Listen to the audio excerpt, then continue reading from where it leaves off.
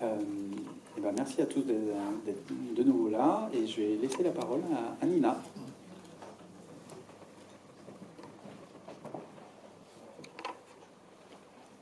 Bonjour. J'espère que je vais bien parler au micro, j'ai pas l'habitude. Mais bon. Alors bonjour à tous. J'ai intitulé ma présentation Réussir sa transformation agile en 3 étapes, des valeurs aux outils. Le mot-clé dans ce titre, c'est réussir. Je vais vous faire part d'un retour d'expérience de la transformation agile à l'Université Grenoble-Alpes, que je qualifie d'une vraie réussite. Mais tout d'abord, je peux vous dire qu'il n'y a pas de recette magique pour l'organisation qu'elle devient agile. Chaque structure a ses spécificités, ses contraintes, son timing. Mon REX a comme objectif, pour vous dire ce que j'ai appris, ce que l'agilité nous a apporté, les facteurs de réussite et les difficultés. Et d'emblée, je peux vous dire que le chemin n'était pas facile, il était long, plein de doutes et incertitudes. Et malgré avec ça, ça vaut la peine, on ne le regrette pas. Alors moi, je suis Nina Régnier-Taillard, je travaille à l'Université Grenoble-Alpes, l'UGA, dans le top 5 des universités françaises. Première université en région avec Université Aix-Marseille et Strasbourg. 60 000 étudiants, 10 000 personnels, 71 unités de recherche. Et la DSI à l'UGA est une direction générale déléguée au système d'information, une des 5 DGD de l'UGA en reporting direct au DGS. Et on verra plus loin comment l'agilité a joué un rôle très important dans le positionnement stratégique de la DSI. Et moi, je suis la directrice d'appui numérique à l'administration. Ma direction d'ANA est une des 2 directions de la DGDSI. Sa mission est de construire et urbaniser le système d'information de l'UGA en lien avec le projet stratégique. J'ai 2 services développement et AMOA référentiel, et 30 personnes y travaillent. Après cette rapide introduction, je vous propose le plan suivant. Je vais parler de notre contexte universitaire. Je vais parler de la transition agile en 3 étapes, les facteurs de réussite, les difficultés, les bénéfices, les leçons retenues et une conclusion. Alors, les universités sont touchées de manière permanente par des réformes organisationnelles et réglementaires, ce qui nous pousse à nous réinventer. Je ne sais pas si dans le public, il y a des universitaires qui sont restés. Non ? Hein ? Bon, ça va vous faire écho de ce que j'ai dit. Mais bon, durant les 10 dernières années, l'enseignement supérieur de la recherche français a eu des changements très importants avec un impact fort sur le SI. En voilà quelques-uns sans être exclusifs. L'autonomie des universités en termes budgétaires et gestion des ressources humaines, la fusion des universités, l'UGA est le résultat de la fusion des 3 universités grenobloises. Bon, je ne veux pas tout commenter. L'université européenne, c'est une volonté du président de la République de créer des alliances européennes entre les universités françaises et les universités européennes, et pour favoriser la mobilité des staffs et des étudiants dans ce nouvel espace éducatif européen. Et l'UGA fait partie d'une alliance européenne qui s'appelle Unite, avec point d'exclamation à la fin, avec 7 autres partenaires. L'université intégrée, il s'agit de renforcer les forces de l'enseignement supérieur public et créer une université de renommée mondiale avec une visibilité à l'international ancrée dans son territoire. Et l'université Grenoble-Alpes est un grand établissement qui intègre l'Institut national politique de Grenoble, Sciences Po et l'école d'archi l'INSAC. Alors, avec tous ces changements, le rôle joué avec les DSI a évolué aussi durant ces 10 dernières années. On a commencé par des CRI, des centres de ressources informatiques, où on s'occupait des postes de travail et des imprimantes. Ces CRI sont devenus DI, mais on est resté sur un secteur technique et vu comme centre de coût. Puis les universités ont commencé à transformer leur DI en DSI, en élargissant à des nouvelles fonctions comme la MOA. Ces DSI sont devenus DSI N pour numérique, en ajoutant des nouvelles missions concernant les tissus audiovisuels et intégrer les nouvelles technologies dans l'enseignement et la pédagogie. Et il y a quelques universités qui ont fait comme l'UGA, en transformant leur DSI en DGDSI et en la positionnant au niveau le plus haut dans l'organigramme, au même niveau que les autres directions métiers. Alors, Pour faire face à ces challenges, les managements de l'encadrement d'ici, ils étaient au premier rang et les attentes à leur regard étaient nombreux. Il fallait accompagner et réussir les changements, être meneur, être audacieux, innover, recruter de plus en plus de profils polyvalents puisque le périmètre est de plus en plus changeant et se rapprocher de métiers pour démontrer la valeur ajoutée de leur DSI. Alors, notre transition agile a démarré sans le savoir, entre guillemets, avec la naissance de l'UGA, la nouvelle université fusionnée et la fusion des 3 DSI, avec fort impact RH, réorganisation technique et humaine, un nouvel organigramme où les managers devaient recandidater à leur poste et changement d'échelle, passer d'une petite et moyenne université à une très grande université avec des ambitions d'excellence bien affichées. Et il faut savoir que la fusion des DSI était le prérequis pour la fusion des autres directions. Il a fallu que cette nouvelle DSI fusionnée soit en place, opérationnelle, qu'elle a déjà fusionné les réseaux, la messagerie, le serveur de fichiers, etc., pour que les autres directions métiers puissent fusionner. C'est pour vous dire qu'on était vraiment sous pression. Il y avait beaucoup d'enjeux, on n'avait pas le droit à l'erreur, et puis une date butoir qu'on ne pouvait pas la pousser, c'est la création de l'UGA au 1er janvier 2016. Alors, au-delà du fait qu'on a commencé les 3 DSI à anticiper cette vision et à travailler 1 an et demi avant, on s'est rendu rapidement, moi j'étais un des 3 DSI, que malgré nos efforts, même si on anticipe, on était devant des équipes de cultures différentes, de méthodes de travail différentes et de backgrounds différents. Il y avait des équipes qui travaillaient dans une petite DSI avec l'organisation centralisée, d'autres qui travaillent dans des DSI plus grandes et l'IT il était déconcentralisé. On avait compris que malgré nos efforts, il fallait s'occuper des équipes et les mettre au cœur de nos préoccupations. À cette étape, on voudrait que tout le monde trouve sa place et que chacun soit enthousiaste pour réussir cette fusion. C'est pourquoi on avait commencé rapidement à parler de valeurs communes qui vont rassembler nos 3 directions et on a commencé à les propager, à être l'exemple et surtout à être les garants. Voilà quelques modèles, quelques valeurs. Celui qui fait, c'est l'expérimentation et droit à l'erreur. On apprend en faisant, dans un contexte bienveillant et entraide, où l'usager est au cœur de notre travail et les décisions sont collégiales. Il se trouve que cet état d'esprit, qui repose sur une culture qui prend les valeurs, s'avère l'agilité. Mais à cette époque-là, on a travaillé vraiment sur le bon sens et on a commencé à être agile sans vouloir l'être, mais parce que ces valeurs nous parlent et répondent à notre objectif de réussir la fusion. Et la fusion était une vraie réussite, une continuité de service au 1er janvier 2016, pas de coupure dans les applications de gestion, ni les LMS, les plateformes pédagogiques.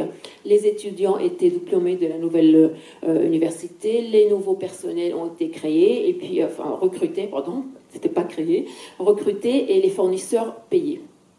Et suite à cette réussite de fusion, notamment au niveau de SI, la gouvernance de l'UGA a pris la décision, en guise de reconnaissance, de nous élever au plus haut niveau dans l'organigramme de la nouvelle université et nous nommer un DGD, une direction générale déléguée au SI.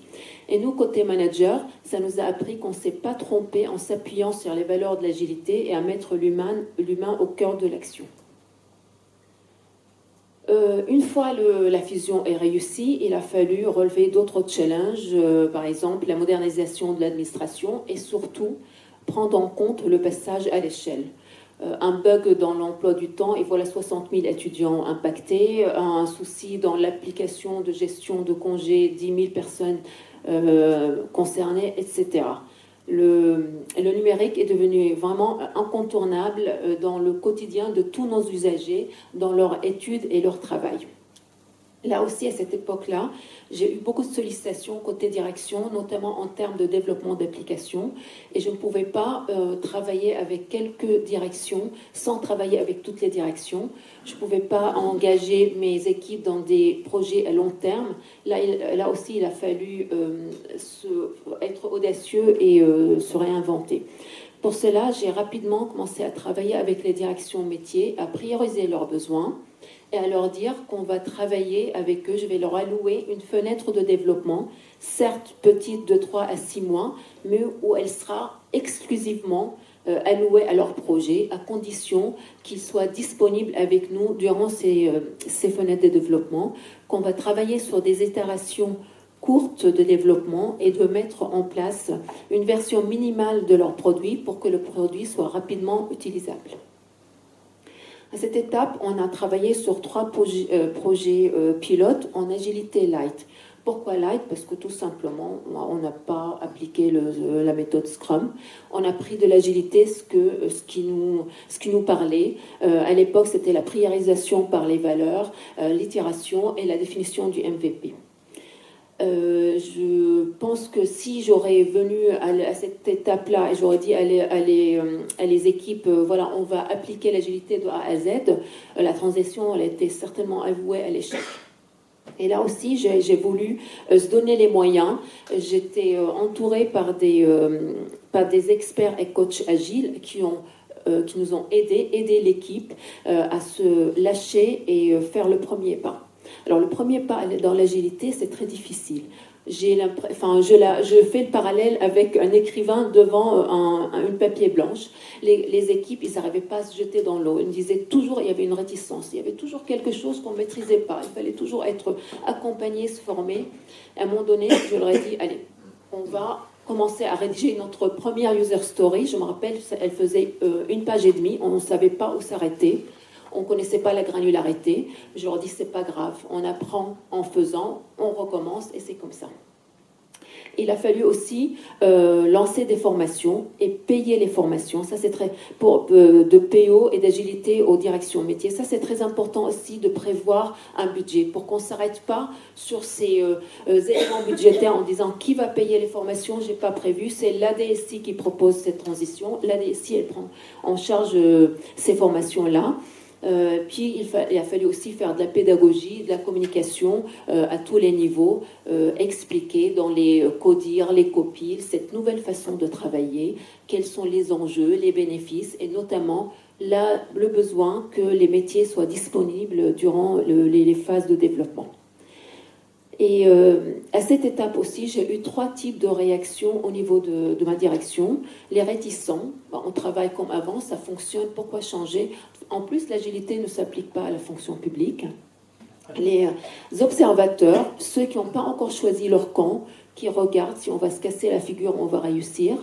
Et les enthousiastes, ceux qui ont parié sur ce virage parce que c'est du bon sens. Et là aussi, il faut vraiment s'appuyer sur ces personnes moteurs, leur montrer toute notre confiance dans leur capacité à réussir ces projets et leur donner les moyens. La 3e étape que j'ai appelée être agile, entre guillemets aussi à 100%, Harry l'a dit ce matin, je pense qu'on ne peut jamais être agile à 100%, c'est un processus continu. Ils vont être pilotés par les feedbacks et les rétrospectives. Là aussi, il a fallu favoriser la culture agile, la proposer et non l'imposer. Plusieurs retours de collègues, on m'a dit, à cette étape-là, on a adhéré parce que tu ne les as pas imposés. Et cette 2e étape, je mets un fluo parce que on ne voit pas le point rouge. Pour moi, elle est très importante à la soigner et clairement en mettre les moyens. Et la 3e étape, elle arrive quand le moment est propice. Les collègues, les équipes sont prêts. C'est elles-mêmes qui vont venir demander d'aller plus loin pour accélérer leur efficacité dans l'agilité. Là aussi, il ne faut pas oublier de célébrer les success stories pour motiver ceux qui sont moteurs et convaincre les observateurs. Si je vais parler des facteurs de réussite, il y en a plein. J'en ai identifié 2 qui sont importants pour moi. L'adhésion des fonctionnels.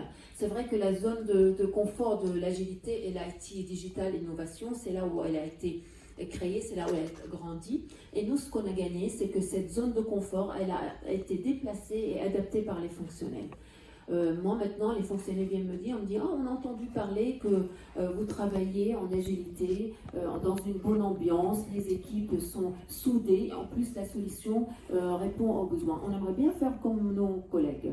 Alors pour moi, c'est le vrai gain. C'est plus moi qui parle d'agilité, ce sont mes fonctionnaires qui sont mes vrais ambassadeurs. Le deuxième facteur de réussite, on en a parlé aussi ce matin, c'est le bilan post-mortem et la rétrospective systématique. C'est ça l'agilité, c'est apprendre et réajuster. Le but, c'est de garder ce qui a fonctionné et d'améliorer pour ce qui n'a pas fonctionné pour les prochaines fois. Et là aussi, au début, on prenait énormément d'actions, on ne mettait rien en place. Là, on choisit une short liste d'actions, genre 2 ou 3 actions, pas plus, à plus valeur ajoutée, dont l'impact va être vu si on les fait. On attribue qui va les faire, et puis ainsi de suite. Et tous ces bilans viennent enrichir un document unique à l'UGA qu'on a créé, qu'on appelle Kit de démarrage agile, qui consolide tout ce qu'on a appris de l'agilité depuis ces 6 ans et qui est présenté par le Scrum Master au début de chaque projet. Bon, ça c'est un post-mortem classique où c'est gauche ou droite? Non, pour vous c'est gauche? Gauche. C'est à gauche pendant le projet. On va parler des éléments qui ont été des freins et les moteurs, et puis après, suite au projet, qu'est-ce qui était gouffre et quel était le pont qu'on va créer pour ne pas tomber dans l'eau. Les difficultés et des points de vigilance. Pour moi, ne pas avoir une date de fin de projet peut vraiment impacter l'engagement des fonctionnels, parce qu'ils ne peuvent pas être disponibles avec nous pendant 2 ans. Et puis, ça peut être traduit pour dire que le projet, finalement, n'est pas si prioritaire que ça. La non-disponibilité des PO fonctionnels, pour cela, il faut prévoir les plannings à l'avance. Et nous, on informe nos directions métiers au moins 3 mois en disant dans 3 mois, vous aurez cette fenêtre de développement, qu'ils auront le temps de s'organiser et de trouver un PO. Trop de PO fonctionnels, c'est pas bien non plus. Le mieux, c'est d'avoir un PO principal, un PO secondaire et un PO non légitime, ça a évité aussi. Nous avons eu un projet, un PO non légitime, où il nous faisait perdre notre temps, il n'était jamais sûr de décision, il a fallu toujours revenir à sa direction pour valider décision, il ne connaissait pas les process, il n'était pas à sa place. Puis on s'est rendu compte que la phase de story mapping, cette phase qui permet de partager la vision du produit entre l'IT et le métier, à décrire le périmètre, les grandes fonctionnalités, le DON, le MVP, doit démarrer au moins 2 mois avant les développements, ce qui donne le temps au PO de décrire les user stories. Et enfin, communiquer au sein des équipes en expliquant les objectifs et de meilleure transparence. Il ne faut jamais dire que voilà, on a l'esprit d'équipe, le collectif est gagné. C'est un travail permanent de garder cet esprit d'équipe. Mesurer l'agilité. J'ai pris quelques indicateurs pour vous donner un petit peu les bénéfices de l'agilité. Satisfaction des directions métiers, clairement, les directions métiers sont satisfaites des solutions qui répondent à leurs besoins. Elles l'approprient rapidement et nous disent qu'il n'y a pas de surprise. Satisfaction des usagers. Nous avons des comités d'usagers qui nous font des retours très positifs sur les services rendus de qualité. Nous avons même développé un outil pour soutenir la réussite des étudiants et répondre à des étudiants avec des besoins spécifiques, par exemple les sportifs de haut niveau. Et il y a eu tellement d'écho de ce développement en agilité à l'UGA que le ministère a souhaité le prendre et le déployer au niveau national aux autres universités. Les qualités, les solutions sont plus de qualité. Avec le peer development, on fait les développements à pair, on fait les tests, tout ça. Ça rend les solutions beaucoup plus solides et moins de bugs constatés. L'engagement des équipes, c'est sûr que les équipes, moi je leur demande à chaque fois, lors des entretiens pro ou les discussions, de savoir s'ils souhaitent continuer, ils veulent bien continuer. Bon, il reste quand même un petit peu de personnes qui résistent, mais ils sont de moins en moins. Et maintenant, on met ça comme critère en avant pour recruter les nouveaux talents qui leur plaisent bien du coup on travaille en agilité. L'adoption des pratiques agiles, une quarantaine de fonctionnels sont formés, exercés, compétents sur lesquels on peut compter et ils viennent avec nous dans l'agilité Grenoble. Ils commencent à se rendre compte que l'agilité, c'est pas seulement l'IT, ça les concerne aussi. Et après, la transparence. Alors, cet indicateur-là, pour nous, c'est amélioré. Alors, c'est un des éléments clés de l'agilité, c'est de rendre les équipes autonomes qui s'auto-organisent et qui sont responsables. Mais des fois, ces équipes ils peuvent confronter des problèmes, des difficultés. Des fois, ils arrivent et des fois, ils ont besoin d'intervenir, mais ils ont du mal à parler de leurs difficultés. Et nous, on va essayer de renforcer le rôle de Scrum et sa légitimité pour qualifier la situation et voir s'il faut remonter à la hiérarchie. J'ai 2 slides qui restent. Ce que je retiens comme leçon, il y en a plein. L'essentiel, c'est que l'humain est au corps de l'agilité. Rien que pour cela, ça vaut la peine.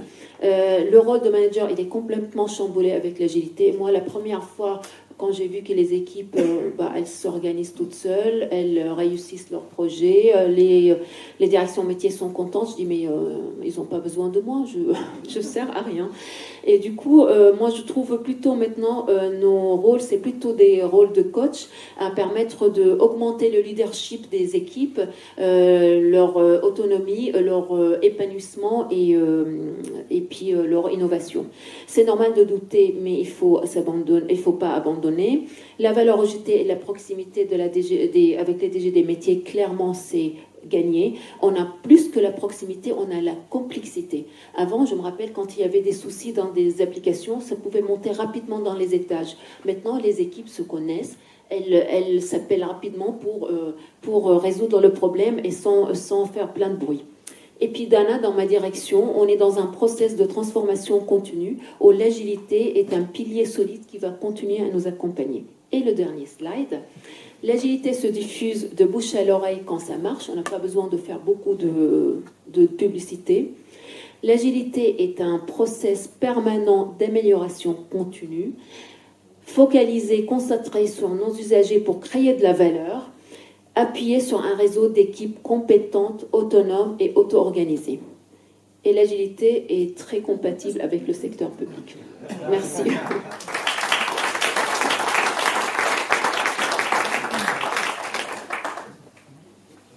On va faire une petite séance de questions-réponses. Mais petite.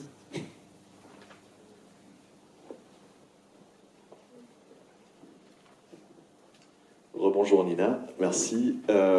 Tu as parlé des product managers et de product owners et de leur le non-bénéfice d'en avoir plusieurs et du côté fonctionnel. Est-ce que tu peux nous donner quelques pistes dans ce cadre-là d'optimisation sur cette partie-là, effectivement? Alors, piste, c'est à éviter. Vraiment, nous, on a eu 3 PO pour développer une application. Pourtant, on a bien informé. On fait toujours une réunion de lancement du projet où il y a toutes les personnes concernées. Et dans cette réunion, on a dit il faut identifier une PO, pas plus. On a eu 3. Et pendant tout le projet, elles n'arrêtaient pas de se contredire. Et les métiers nous les a présentés comme complémentaires. Or, elles n'étaient pas du tout complémentaires. Elles n'avaient pas du tout... La complémentarité, c'est parce qu'elles ne voyaient pas la même vision que le produit. Et ça, c'est à éviter.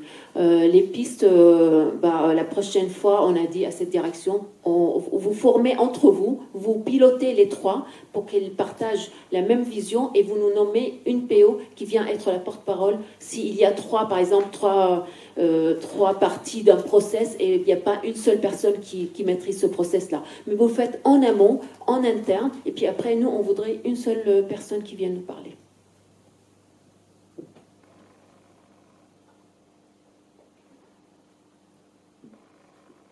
Bonjour, merci pour votre présentation. Je voulais savoir dans quelle mesure tout ce qui a été mené au niveau de la DSI a pu avoir des conséquences sur d'autres services. Est-ce que du coup ça a permis à l'agilité de se développer à d'autres niveaux de l'université? Et si vous avez inspiré des services qui n'ont parfois rien à voir avec l'informatique et les nouvelles technologies? Je ne sais pas qu'est-ce qui se passe dans l'université, est-ce que c'est très grand? Je sais que vraiment, on a de plus en plus des fonctionnels qui nous demandent de travailler en agilité, comme je l'ai dit.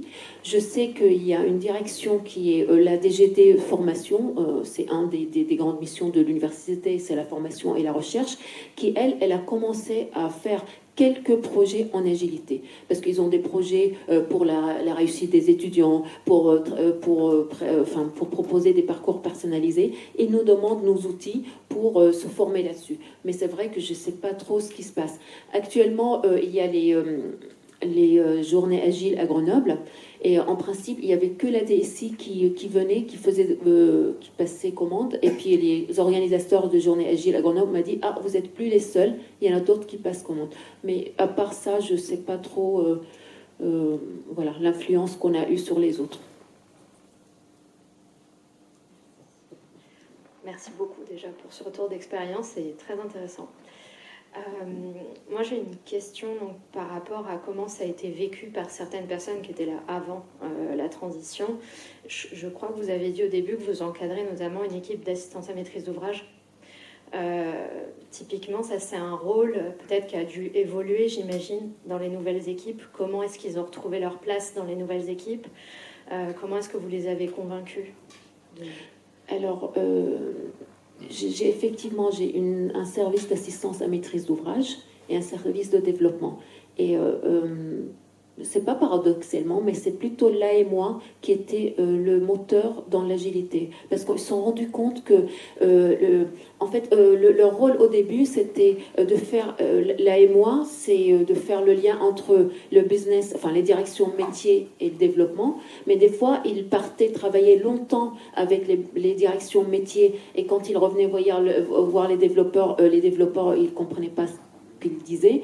Et les AMOA, elles ont vu ça comme une opportunité de regrouper tout le monde et qu'elles prennent le lead là-dessus. L'AMOA, ils étaient vraiment les moteurs dans l'agilité. C'est plutôt les développeurs qui, des fois, ils voulaient continuer à travailler comme avant, quoi. Mais côté AMOA, ils ont pris l'agilité comme opportunité de justement créer davantage de proximité entre la technique et le métier. On peut en parler davantage si vous voulez. D'autres questions?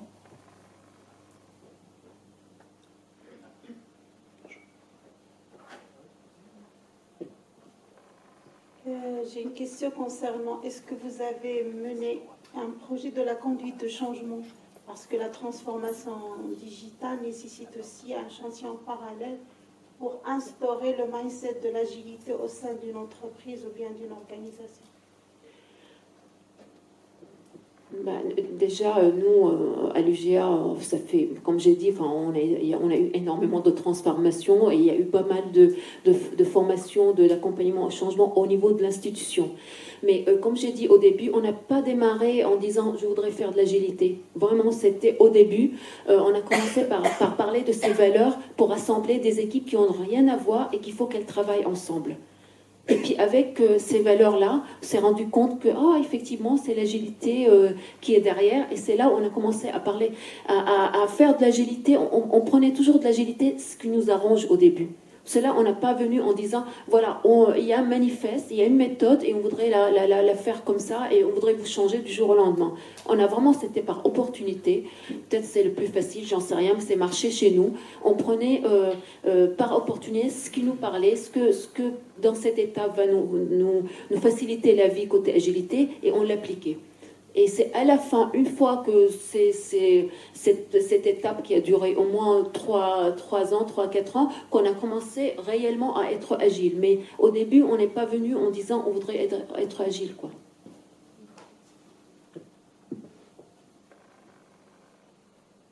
D'autres questions? Le seul universitaire, il veut profiter. Oui, je comprends. Vous travaillez dans quelle université?